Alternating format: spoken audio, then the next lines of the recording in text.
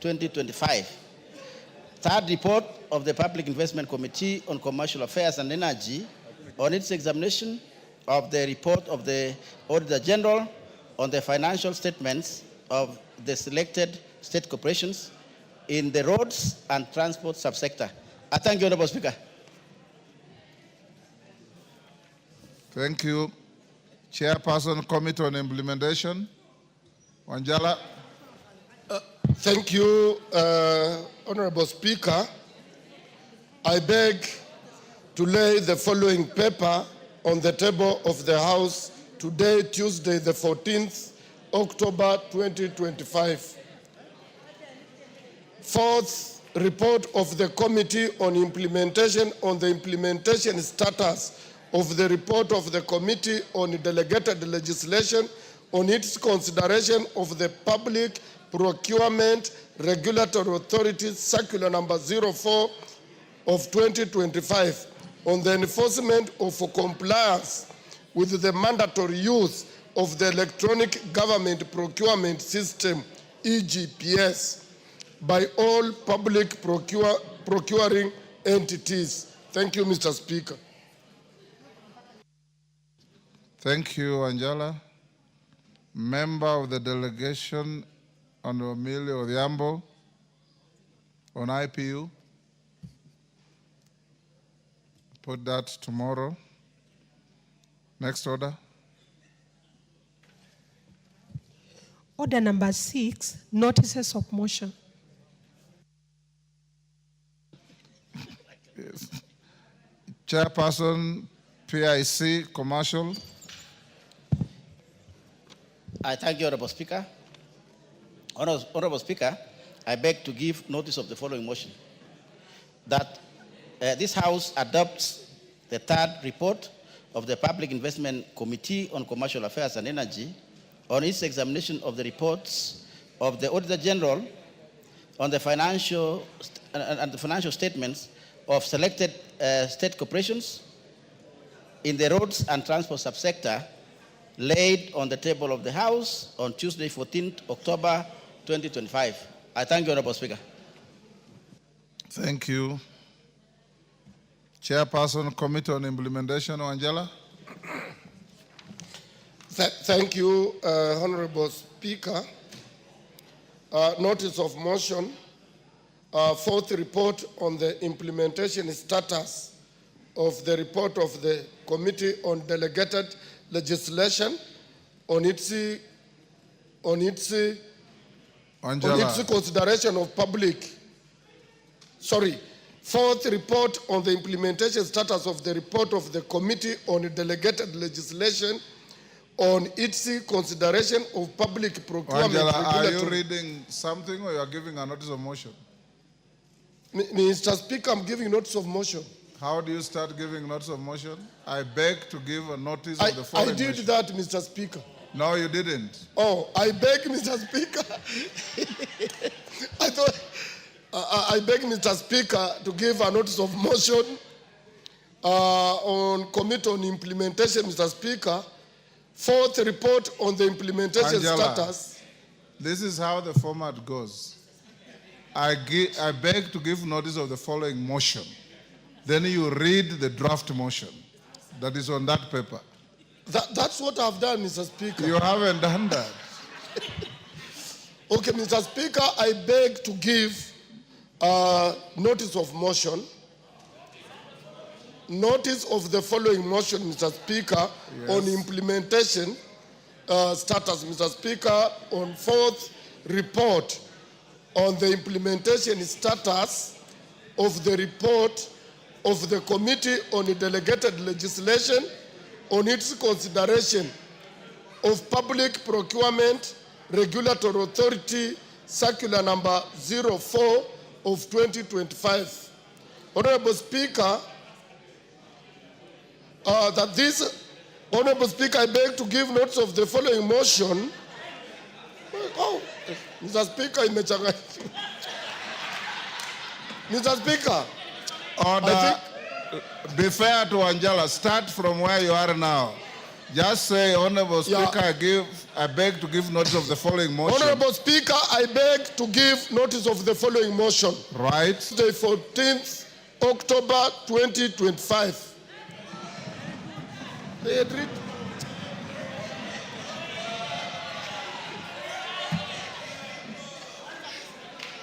Thank you, Angela. Millie Odhiambo. Not present. Honorable members, allow me to acknowledge the following in the public gallery. AIC Manyata Boys High School from Kangundo, Machakos. Kitinga Comprehensive Mixed School from Mwingi Central, Kitui. A Marit Mixed School from Kilgoris, Narok. On my behalf and on behalf of the House, I wish to welcome all the students, their teachers, and those accompanying them to the House of Parliament. I've been asked by Honorable Mulyungi of Mwingi Central to welcome a school from his constituency. You can do so for the rest of the schools.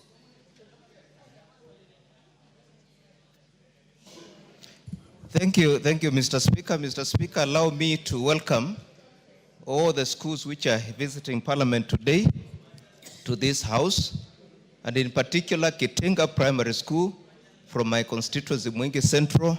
You are welcome to Parliament, and I encourage you to aspire to one day come to this House, and also to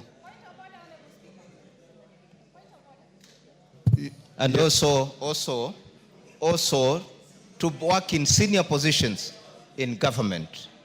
And I ask you, when you go back home, you greet your parents and tell them that you visited Parliament. Thank you very much, Mr. Speaker. Yes, Fatuma.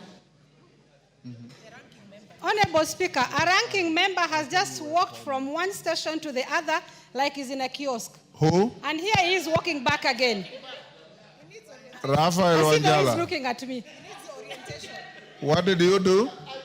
But he was speaking there, Honorable Speaker. I'm not a mad woman.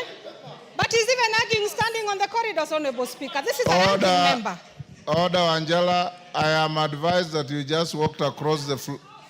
Mr. Speaker, I left here and walked like this.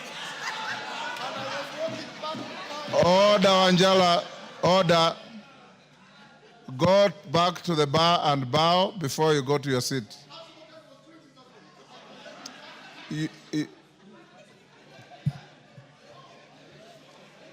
Next. Order number 7, questions and statements. Yes, Melly. Honorable Melly. Thank you, Honorable Speaker. Honorable Speaker, I rise on a point of order. The Minister of Education did appear before the House last week. The PS also appeared before our committee on the issue of disbursement of capitation to schools. Honorable Speaker, the CS and the PS gave an assurance to the committee. Order, members. I believe you all have an interest in what Honorable Melly is saying. Go ahead. Yes. When they appeared before the committee and before the House, they gave an assurance that they are going to disburse monies to all schools after the verification exercise last week. Honorable Speaker, it has come to our attention that schools are in their financial crisis. They are about to sit for exams. They are also closing, and that suppliers and even purchases of essentials cannot continue. Honorable Speaker, this House knows that by next week, that is by next week on 21st, the national exams will begin. That is KPSEA, the KCSE exams, and even the KJSEA. Honorable Speaker, I want to bring to your attention of this House that the Honorable CS and the Honorable Principal Secretary are supposed to be compelled to ensure that monies reach schools.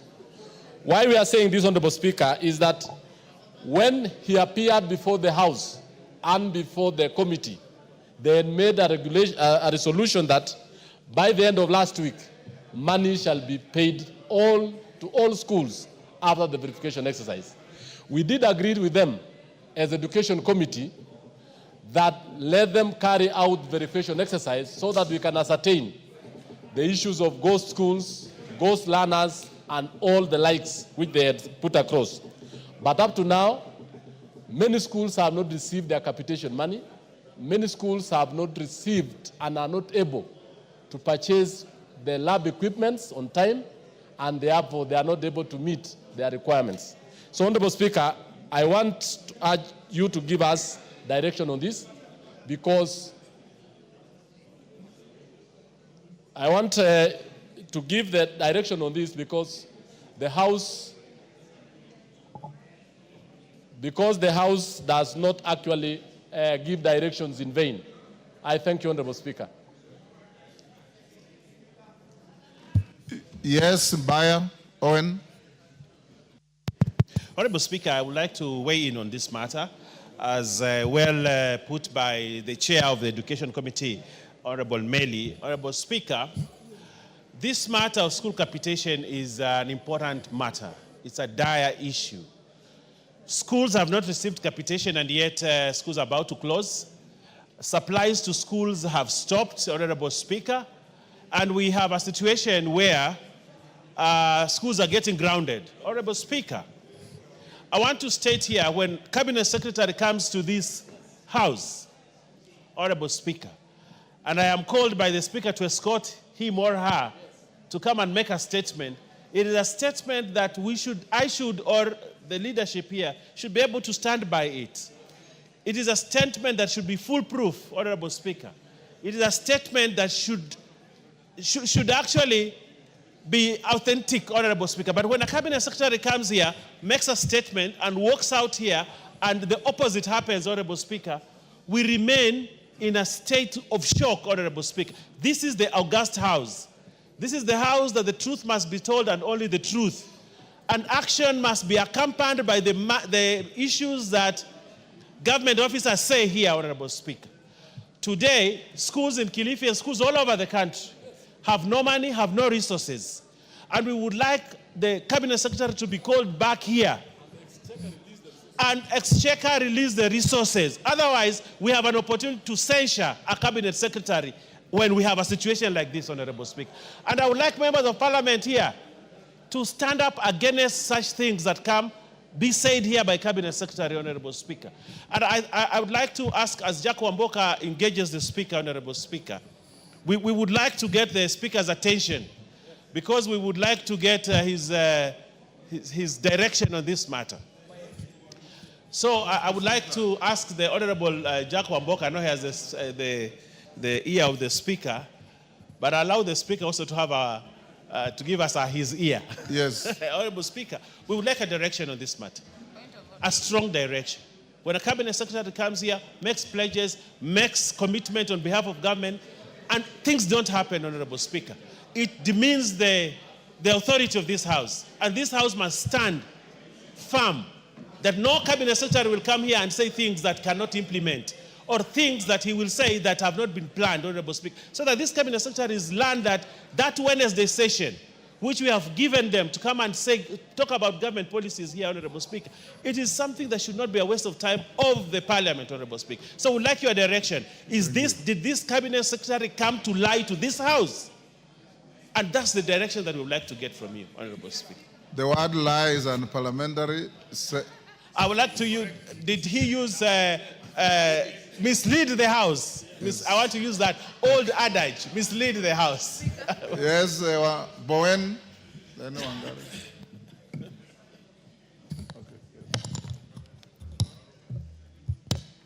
Give Bowen the mic.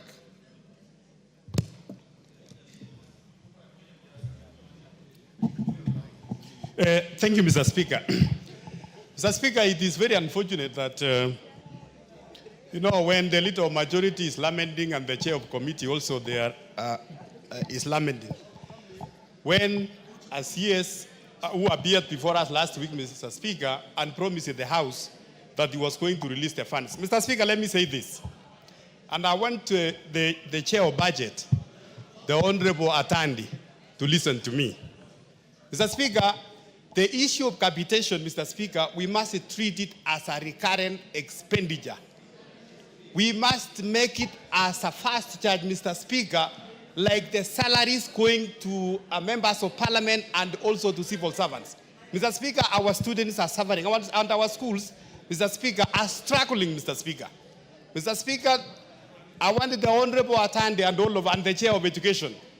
We need to move capitation money, Mr. Speaker, from the development budget to a recurrent budget, so that, Mr. Speaker, these monies can be dispersed to the schools within the time schedule, Mr. Speaker. Mr. Speaker, it is unfortunate, Mr. Speaker, and we want to ask your ruling, Mr. Speaker, when a cabinet secretary appears before the House and assures the House or gives a report to the House to the effect that he was going to release exchequer before the end of last week, and there is nothing. Mr. Speaker, I want to tell you, many of our schools, they have closed. In fact, they have closed earlier enough than scheduled because there is no money in the schools. So, Mr. Speaker, as you keep your ruling, we want to ask the leader of majority also, who is also the leader of this House, that there is need the cabinet secretaries, when they give the award in this House, Mr. Speaker, they must live to their talks, Mr. Speaker. Because we have seen many of them coming to tell us stories and they are not talking. Thank you, Mr. Speaker. Yes, yes, Wangari. Thank you, Mr. Speaker.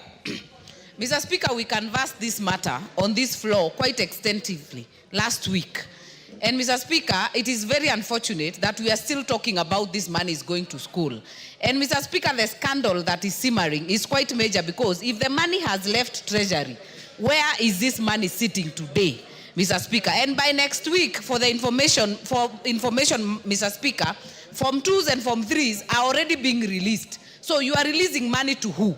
Mr. Speaker, this is a very serious issue, and I think the matter of this House speaking in vain is quite something, because we have seen CSS disrespecting this House. Mr. Speaker, even in the committees, it is a problem, Mr. Speaker. But more importantly, let the CS explain, if the money has left Treasury, where is it sitting? And why is it sitting there, Mr. Speaker? Thank you. Makali Mulu. Yeah, thank you so much, Honorable Speaker. Honorable Speaker, I've listened to the Deputy Majority Leader make his remarks, and I totally agree with what he's saying. But, Honorable Speaker, I have my own concerns. Honorable Speaker, you see, the first question I'm asking myself, is this the first Cabinet Secretary to lie to this House or to mislead this House, Honorable Speaker? And the answer to that question is no. I think, Honorable Speaker, there is this saying, and I want to put in the quotes because it's a Swahili saying, Honorable Speaker, that mwiba wa kujidunga hauna uchungu. I think, Honorable Speaker, we might be allowing a lot of opportunity and room for some of these cabinet secretaries to take advantage of this House. Honorable Speaker, I do propose this. The link to the executive in this House is the majority side of the House, Honorable Speaker. So when we see the majority side lamenting, Honorable Speaker, I get very concerned. Honorable Mbaya and Honorable Ichungwa, you have your assignment already cut. Your job is well cut, please. Provide leadership, and let's do what is necessary in this House to make sure that House resolutions are respected. I submit, Honorable Speaker. Thank you so much. Yes, KJ.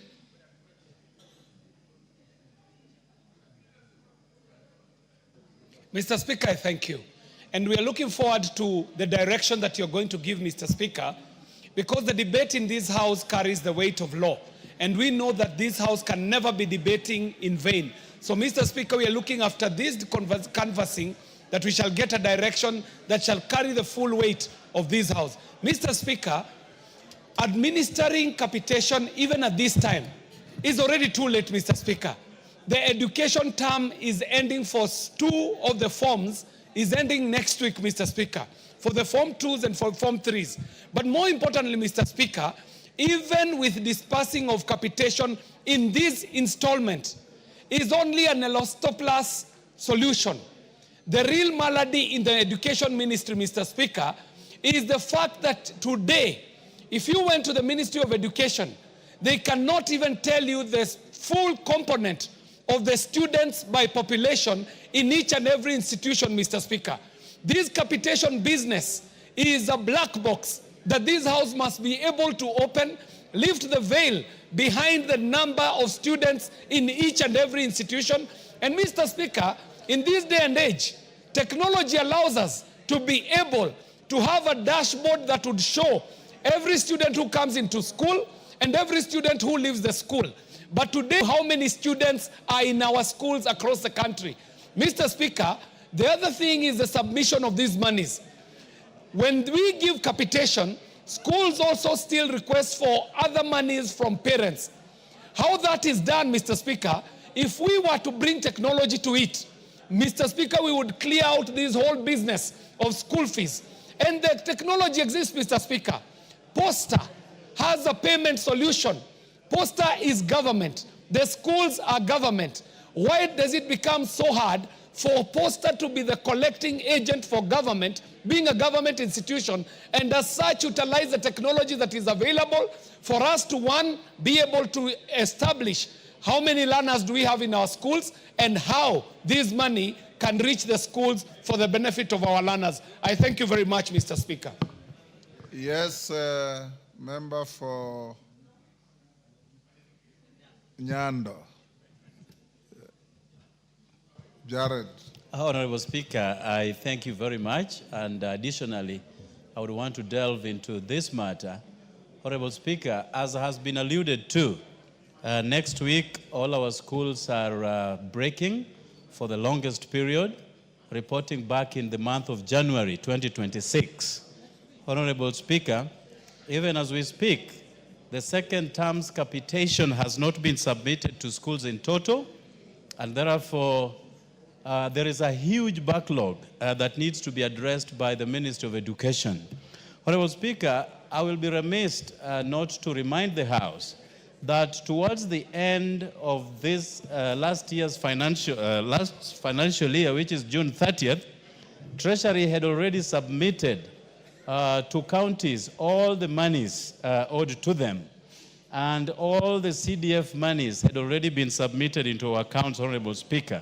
The epitome of expertise by the Treasury Cabinet Secretary, Honorable Speaker.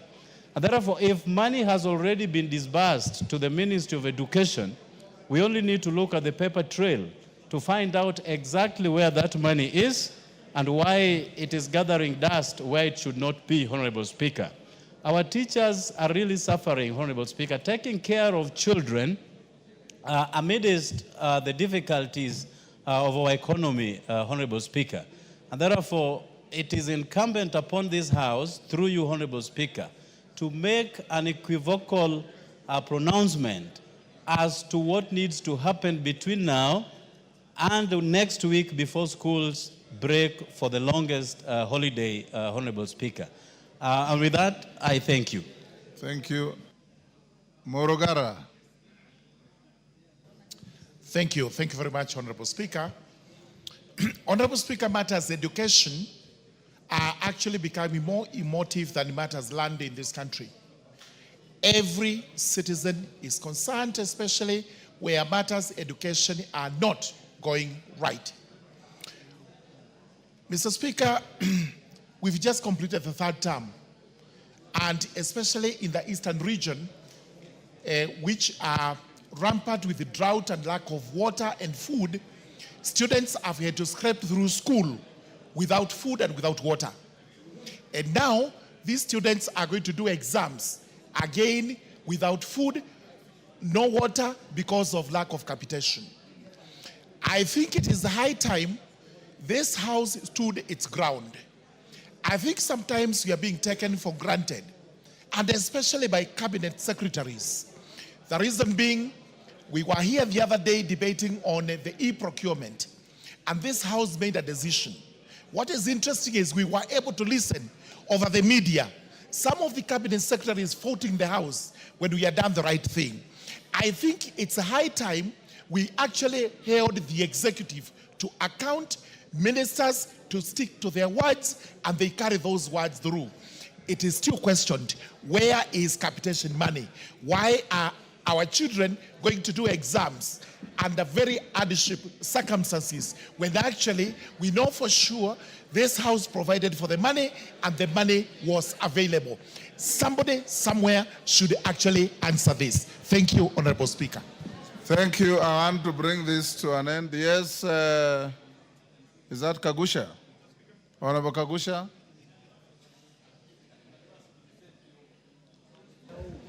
Thank you, Honorable Speaker. The people in this republic seem to think that the National Assembly is playing second fiddle to the executive. In fact, some of the people think that National Assembly authority has been watered down greatly. Honorable Speaker, the reason why our people seem to think so is because every other decision that is taken in this House is not being taken seriously by the executive. Honorable Speaker, the issue of education is so important in our republic that whereby we have passed and moved and appropriated funds for the education sector, particularly the capitation, which is going to our high schools and our primary and JSS schools, and then the cabinet secretary dilly-dallies. And not only does he dilly-dally, but he also seems to mislead the House that he's going to release the money, and then he does not.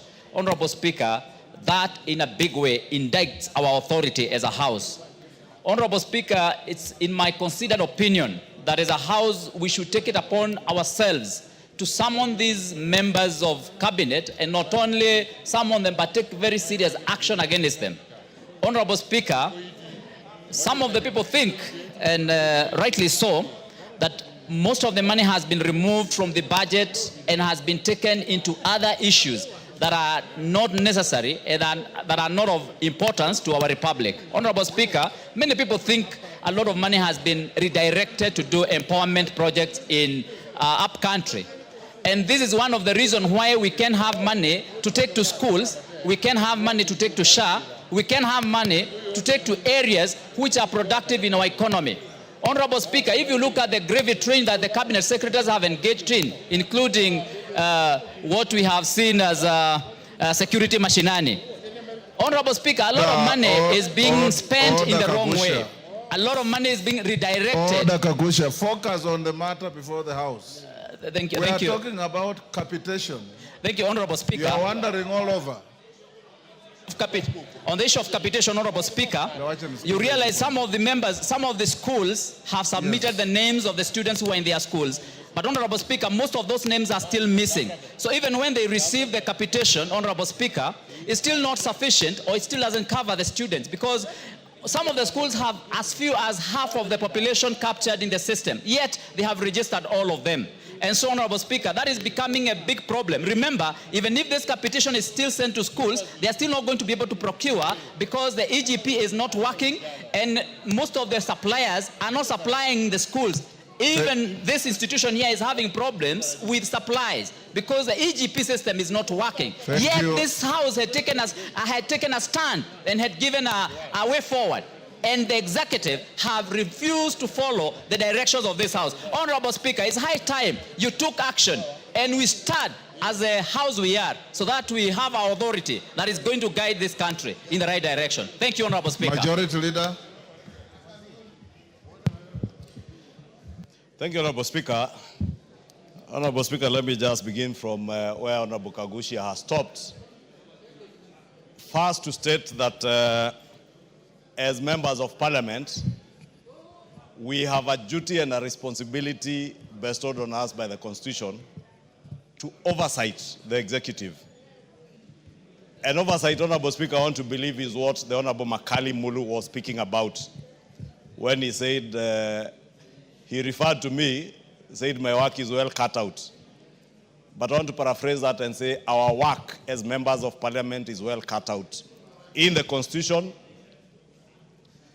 to make sure that we offer meaningful oversight and represent our people. And I must thank the chair of the Education Committee, the Honorable Meli, because what he's doing now is offering meaningful oversight over the Ministry of Education, and also representing the millions of our children who are in schools who deserve to get what they deserve to get at the right time. Honorable Speaker, I was saying I don't want to dwell on what the Honorable Kagushi was speaking about because largely is political and has nothing to do with oversight and serious housework. But when cabinet secretaries appear before the House, whether it is in committee or in plenary on Wednesday afternoons, cabinet secretaries must be cognizant that they are coming to answer to questions that have been asked by the people of Kenya.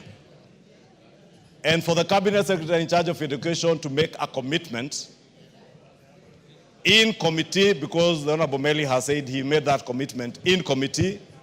Last week when he was here on Wednesday, he similarly made a commitment, and for what he has said not having happened, I think he's just telling the House he's not serious with his work.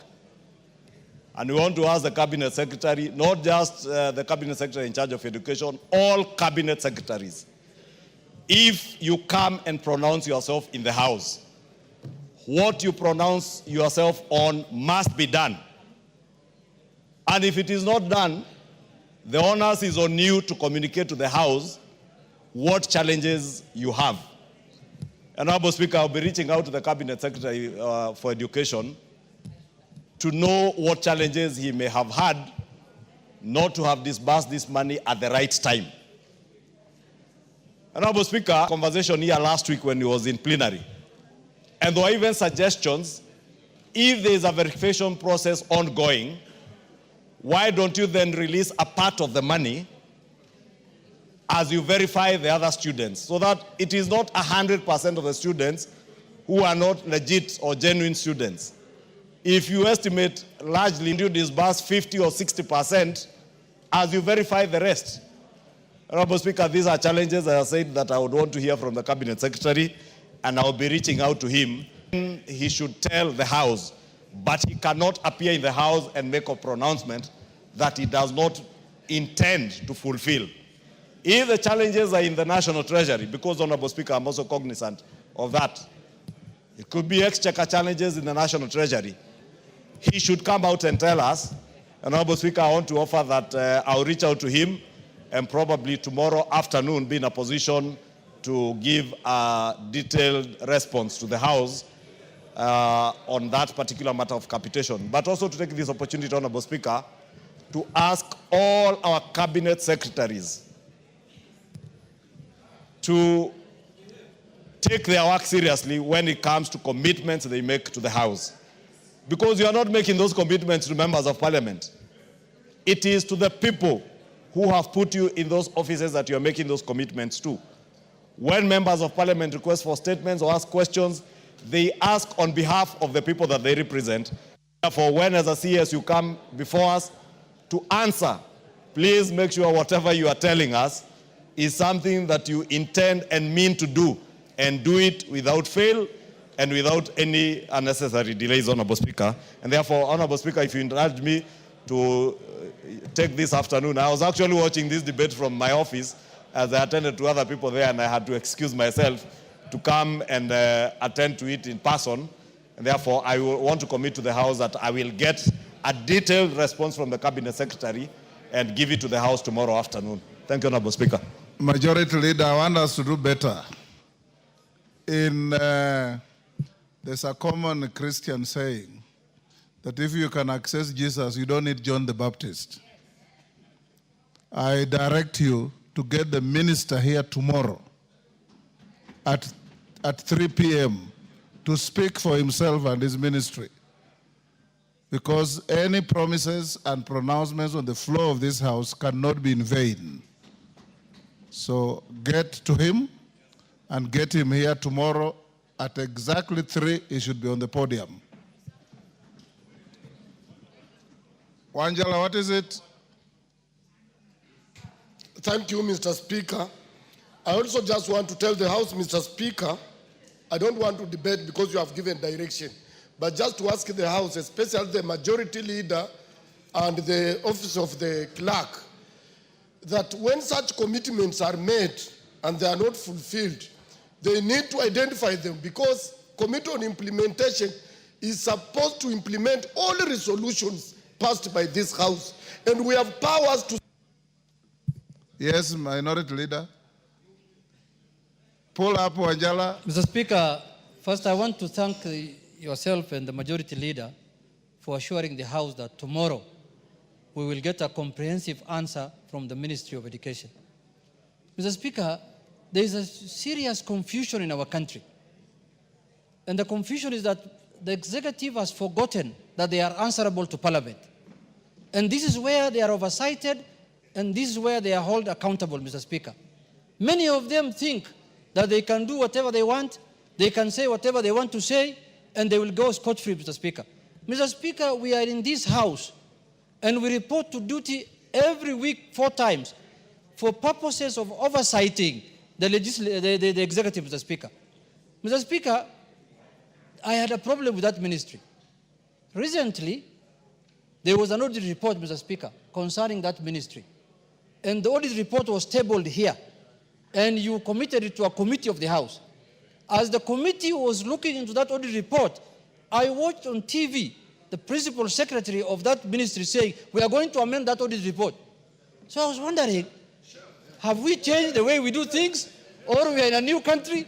I thought we have to wait until the committee finishes their work, reports back to Parliament, and then it is here where you can amend any audit report, Mr. Speaker. Mr. Speaker, I was shocked, honestly, when I saw him speaking in the broad daylight to the public that we are going to amend that audit report. He has no powers to amend any report of any auditor's report, Mr. Speaker. He has to come and answer to Parliament why that audit query has been raised. He has no authority to amend anything in the Parliament. He has no authority to borrow from the Speaker's words. He has no authority to amend anything in Parliament, Mr. Speaker. So, Mr. Speaker, from that day, I realized that there is a problem in that ministry. Mr. Speaker, the PS has been going around and telling Kenyans that they are doing audit of schools for capitation. Mr. Speaker, you cannot take a whole year to audit how many schools you have and how many students you have in those schools, Mr. Speaker. The government has all the tools and the machinery to know in less than 24 hours how many students they have are there in this country, Mr. Speaker. This is a way to circumvent the budget that we have given to the ministry so that the schools don't receive their capitation, Mr. Speaker. Mr. Speaker, as a House, we have done our work. We have budgeted for the capitation fund. We have appropriated the funds. And now it is the responsibility of the executive to send that money, those monies to the schools, Mr. Speaker. If they have failed, then we have to take action as a House and bring their names here on the floor so that we can deal with them thoroughly, Mr. Speaker. So, Mr. Speaker, I want to conclude by saying there is a lot of incompetency I'm seeing here, and Parliament, if tomorrow Parliament does not get satisfactory answer, Honorable Majority Leader, Parliament will exercise their constitutional mandate, and they know what to do, Mr. Speaker. Thank you. Honorable members, with issues on this, hold your horses to tomorrow. The minister will be here tomorrow at 3 o'clock, prompt. On the same issue? Yes, Wamboka. Thank you, Honorable Speaker. And I appreciate your ruling on this. I just want to bring to the notification of this House, Honorable Speaker, that the same PS that my able minority leader is talking about, he actually amended the budget of this House. He reappropriated the budget, Honorable Speaker, of this House, where after this House appropriated money for specific schools, Honorable Speaker, for infrastructure development, this PS went ahead, he pulled together these monies and decided to pick new schools, and Honorable Speaker, where he had interest, and send the money to those schools.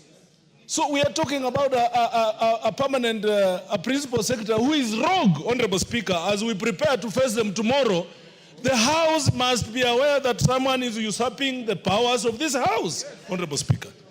Majority Leader umesikia hiyo. Other members, allow me to acknowledge in the Speaker's gallery Kisii University students from School of Law, drawn from Kitutu Church North in Kisii. On my behalf and on behalf of the House, I welcome them to the House of Parliament. Thank you.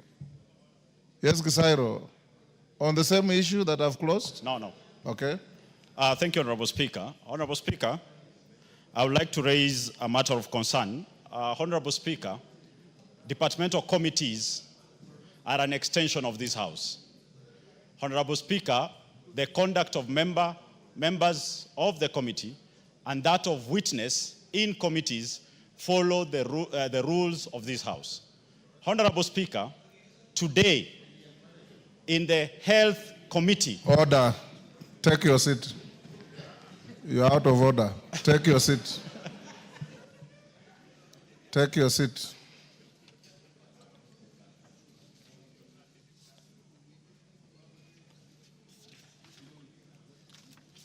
We'll go to statements. Adan Wario.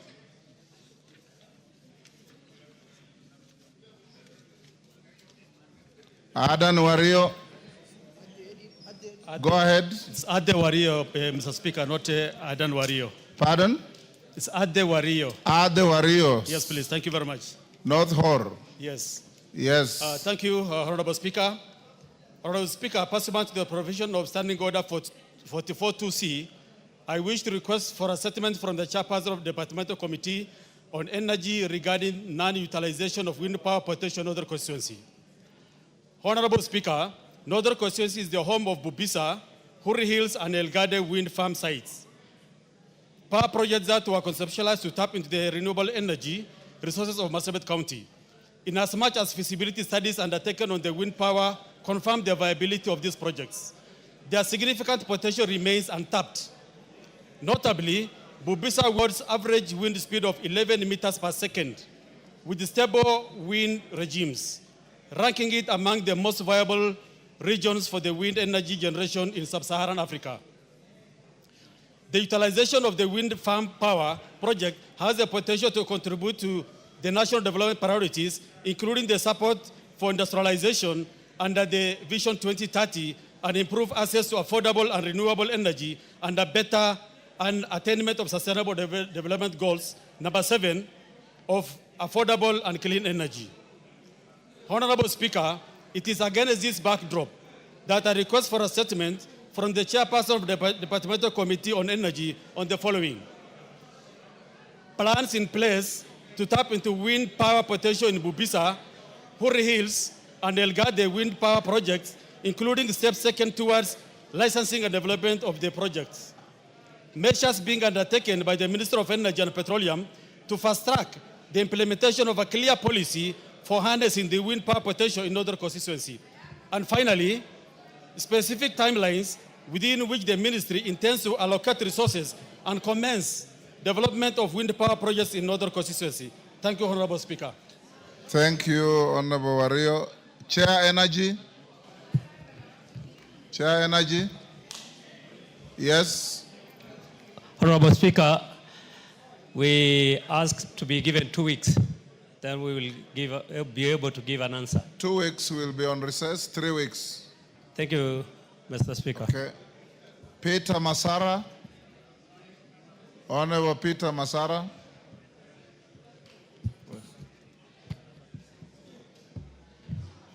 Thank you, Mr. Speaker. Mr. Speaker, pursuant to provision of Standing Order number 44.2c, I wish to request for statement from the chairperson of the Departmental Committee on Housing, Urban Planning and Public Works regarding the status of construction of Marindi Market in Migori County.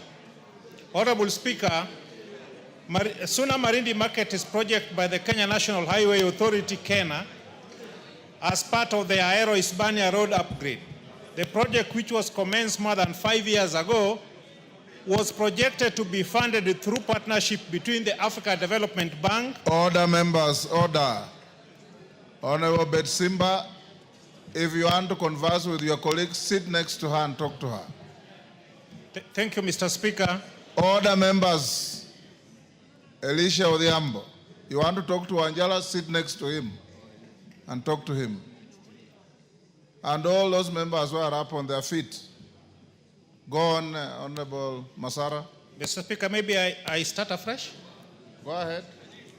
Honorable Speaker, pursuant to the provision of Standing Order 44-2C, I wish to request for a statement from the Chairperson of the Departmental Committee on Housing, Urban Planning, Public Works regarding the status of construction of Marindi Market in Migori County.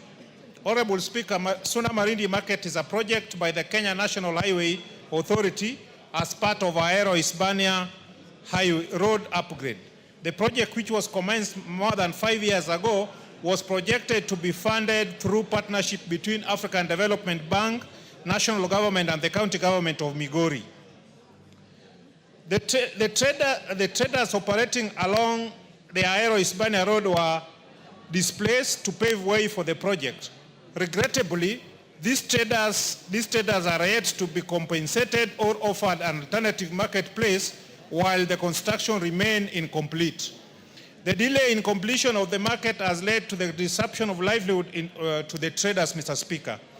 Honorable Speaker, it's against this background that I request for statement from the Departmental Committee on Housing, Urban Planning and Public Works on the following. 1, the status of the construction of Suna Marindi Market in Migori County, including funding arrangements and the expected date of completion, and measures put in place to compensate traders operating around Suna Marindi Market and along Aero Hispania Road who were displaced following the commencement of the project. Thank you, Honorable Speaker. Thank you. Chair, Housing, Urban Planning and Public Works. Owen Bayer, inform Chair Housing to bring a response in 3 weeks. Harun. Okay, go ahead. Thank you, Speaker. Honorable Speaker, pursuant to the provisions of Standing Order 44-2C, I rise to request for a statement from the Chairperson of the Departmental Committee on Transport and Infrastructure regarding the safety of aircrafts operated by aviation training institutions in Kenya. Honorable Speaker, over the past 2 years, Kenya has experienced a disturbing increase in air accidents, many of them involving aircrafts from local flight training schools. Notably, in January 2025, a light aircraft identified as 5YCDC crash landed into a building in Malindi, resulting in the death of 3 civilians on the ground. In March 2025, a training aircraft from the Kenya Flying School crashed in Voi while attempting to land at Ikanga airstrip, leading to the death of the student pilot. Other incidents include the crash landing of aircraft 5Y FSA in a field near Ololtipis in November 2024 and aircraft 5Y PSG in Nairobi National Park in September 2024. Particularly devastating was a March 2024 mid-air collision involving a Safari Link Aviation Flight 53 and Cessna 172 operated by a flying school, which resulted in the death of both the student pilot and instructor. These accidents highlight the urgent need for enhanced oversight and safety measures within aviation training institutions. Honorable Speaker, it's against this background that I request for a statement from the Chairperson of the Departmental Committee on Transport and Infrastructure on the following. A report on the condition of light aircrafts utilized by the aviation training centers in the country, including the frequency and adequacy of inspections of both aircrafts and airstrips to safeguard student pilots and instructors. Measures to put in place by the Ministry of Roads and Transport to designate alternative training airstrips, particularly in open spaces which are clear of obstacle and away from dense urban settlements, and the steps being taken by the Ministry to review and strengthen policies, regulations, and legislations aimed at improving aviation safety standards in the country. I thank you, Honorable Speaker. Thank you, Harun. Chair, Transport and Infrastructure. Thank you, Mr. Speaker. We will respond when we come back from recess, Honorable Speaker. 3 weeks. 3 weeks.